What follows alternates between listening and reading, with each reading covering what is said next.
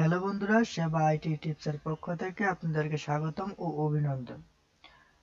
তো বন্ধুরা, আজকের পর্বে আমি কম্পিউটারের কিছু গুরুত্বপূর্ণ টিপস নিয়ে আলোচনা করব। যারা প্রাথমিক অবস্থায় স্টুডেন্ট আমাদের আছেন, তারা অবশ্যই এইগুলা জানা তাদের খুব প্রয়োজন।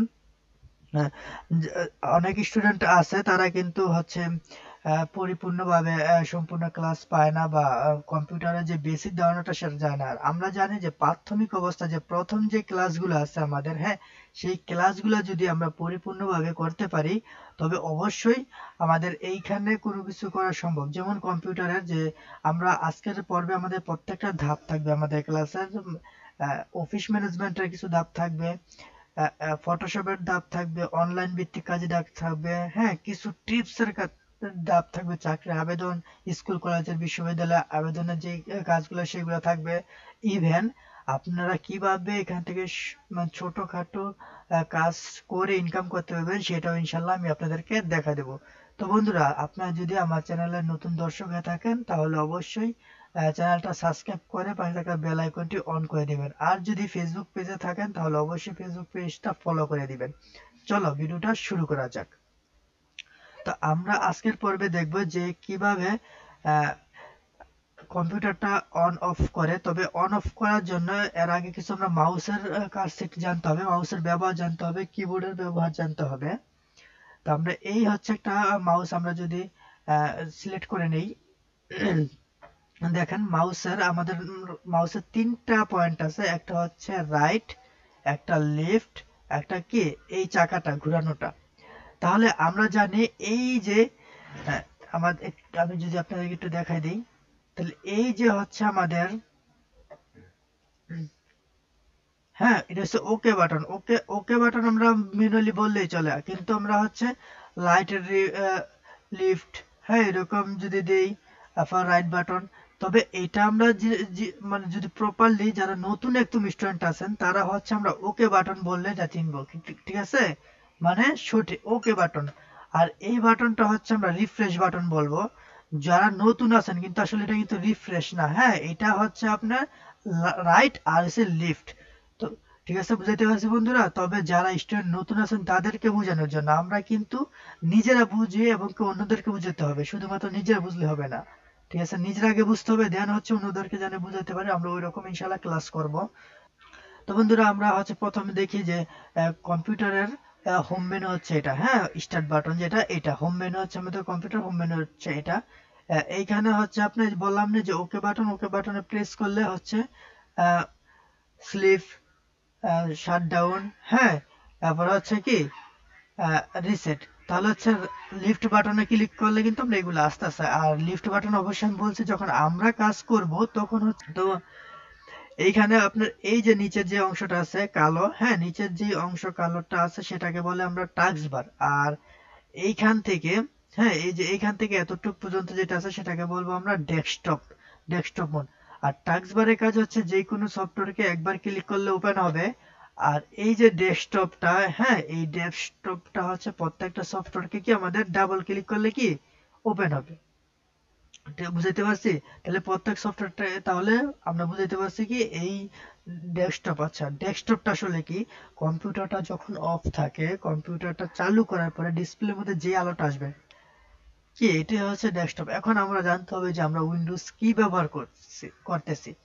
তো আমরা মানে প্রপারলি যারা অভিজ্ঞ আছেন তারা মূলত দেখলে বুঝতে পারেন যে এটা উইন্ডোজ 7, 8 বা 10 বা 11 আপডেট, হ্যাঁ, 11 আপডেটটা কিনা।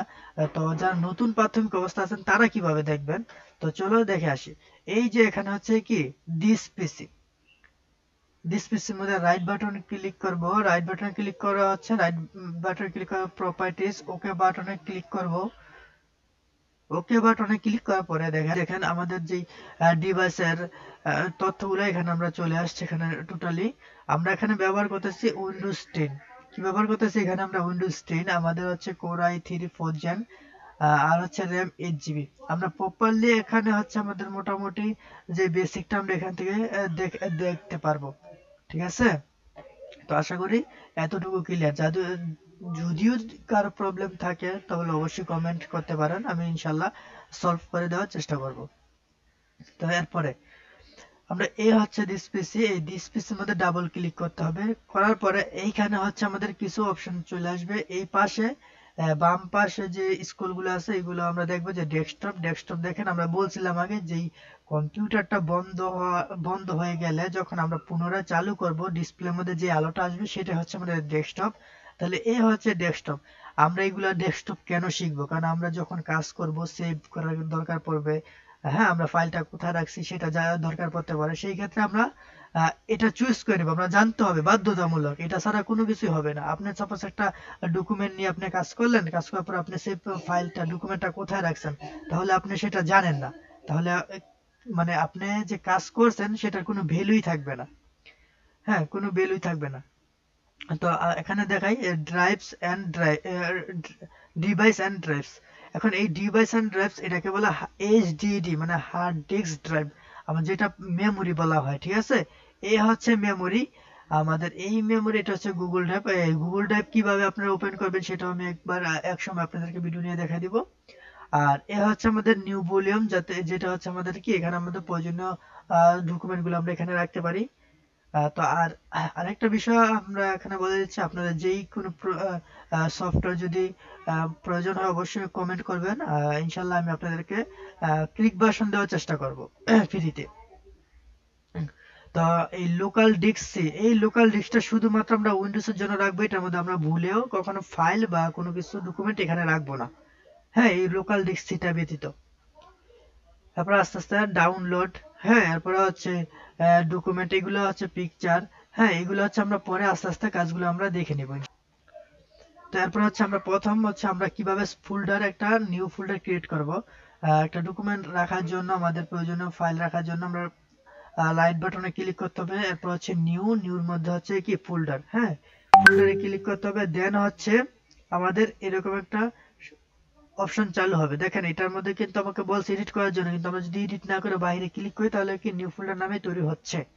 তাহলে এটাকে আমরা রাইট বাটনে ক্লিক ক্লিক করে এরপর হচ্ছে রিনেম করলে এইভাবে আমরা রিনেম করতে পারি, অথবা আমরা কিবোর্ডের, আমি একটু দেখাচ্ছি সুবিধার্থে, আমি কিন্তু একদম এ টু জেড, হ্যাঁ আপনার সম্পূর্ণ ভিডিও মনোযোগ সহকারে ভিডিওটা দেখবেন, আমি একদম এ টু জেড আপনাদেরকে দেখাই দিব কাজগুলো কিভাবে করেন। দেখেন আপনার প্রপারলি যদি আপনার কাজ না শিখেন তাহলে হচ্ছে বের নয়। আমি অনেক এই বিষয় নিয়ে আমি অনেক কম্পিউটার ইউটিউবে ঘাটাঘাটি করার পরে আমি ওরকম সলিউশন পাইনি যেভাবে আমরা শিখাই। আর বন্ধুরা, তোমরা যদি তোমাদের কারো সার্টিফিকেট প্রয়োজন পড়ে, যে কোর্স করার পর যদি সার্টিফিকেট প্রয়োজন পড়ে, সেটা আমরা ইনশাল্লাহ আমরা এখান থেকে দিতে পারবো, সমস্যা হবে না। তো আমরা এখানে হচ্ছে একটা কিবোর্ড ওপেন করলাম। জাস্ট এই কিবোর্ডটা আমরা সাপোজ ধরেন এই যে কিবোর্ডটা আমরা শিখানোর জন্য আমি কি করলাম, সেভ করে রাখবো, এই যে সেভ এস। হ্যাঁ, এখন আমি বলছিলাম যে কেন সেভ এসটা প্রয়োজন হয়, আপনাদেরকে আমি যে দেখাইছিলাম যে কেন কেন দেখাইছি।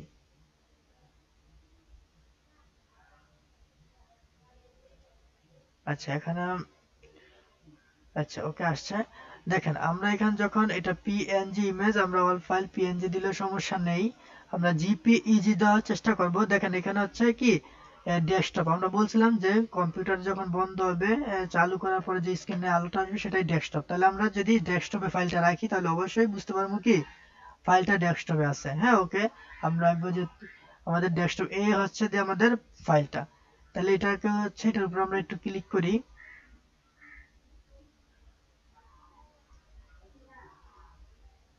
ওকে, তাহলে হচ্ছে দেখছেন আমাদের এই কিবোর্ডটা কিন্তু এখানে চলে আসছে। দেখেন এইখানে হচ্ছে এই F1 থেকে F12 পর্যন্ত, ঠিক আছে, এইগুলা হলে কে বাটন। হ্যাঁ, আমাদের কম্পিউটার যখন অফ হবে তখন উইন্ডোজ দেওয়ার ক্ষেত্রে আমাদের এই বাটনগুলো অবশ্যই দরকার, তাছাড়া কিন্তু আমাদের কোনো কাজেই লাগবে না।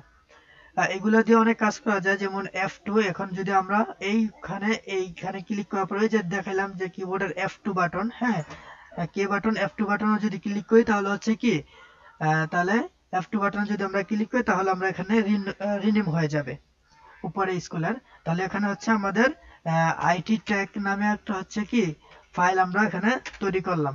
তো এখন এই জায়গার মধ্যে এটা হচ্ছে মেইন ফাইল, আমরা এই ফাইলের মধ্যে যত কাজ করব ইনশাল্লাহ আমরা এই ফাইলের মধ্যে রাখবো। আপনারা এইভাবে যদি ফাইল ফোল্ডার একটা তৈরি করে নেবেন তো এইভাবে হচ্ছে আমরা কাজ করতে পারবো। তো প্রথম যেহেতু ভিডিওটা আমরা সেক্ষেত্রে বেশি লং করব না। আহ, এরপরে হচ্ছে আমাদের কম্পিউটারের মোটামুটি এই এতটুকুই শেষ।